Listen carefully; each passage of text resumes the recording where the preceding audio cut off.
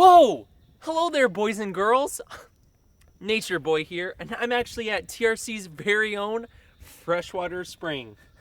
Give me a second to get up out of this mess here and put on my glasses, and I'll tell you a little bit more about it. So you see, boys and girls, freshwater springs can actually be formed in multiple different ways. But it all starts with groundwater that collects deep underneath the Earth's surface in either caves, sinkholes, or even just between the different layers of rock that make up the Earth's surface. And this water can come through very forcefully through the different layers of dirt, or as we have here at TRC, it can come up very gradually and slowly to the surface. Here you go, Nature Boy. Oh, thank you. Appreciate Welcome. it. And so, because of this different ways that freshwater springs can be formed, there's different kinds. There's some called wonky holes, which are freshwater springs found in the ocean. There's fracture springs, which comes from where the water is forced through the different tectonic plates of the Earth's surface.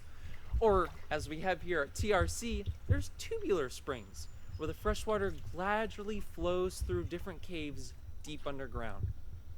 But we have to be very careful about freshwater springs, boys and girls, because a lot of the time they can be polluted, either through animal means or through human means. Ew! Yeah. Polluted? But good news is that the freshwater spring here at TRC has been 100% checked out and is safe for drinking. Great! Really? Mm-hmm. Thanks, Nature Boy. And you know, some argue that the water found at the freshwater spring is some of the nicest here at camp. And I'd have to agree with them, you know? With the water being stored underground, it keeps it cool all year long, and after you just come off of a grueling hike, it's really nice and helps to rejuvenate the soul. But with all this talk about water and springs, I'm kind of reminded of something Jesus says about it. If we take a look in our Bibles real quick, I'm actually reminded of a verse found in John chapter 4, verse 14. And it says, "But whoever drinks the water I give them will never thirst.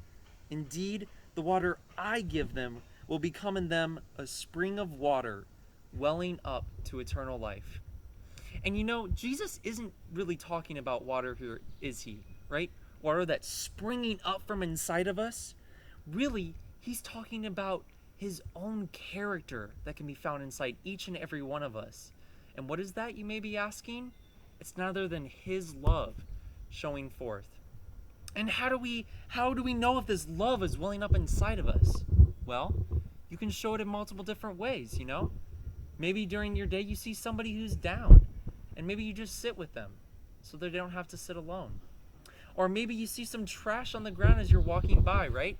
No one else is there watching you, but you decide to pick it up instead, just to help.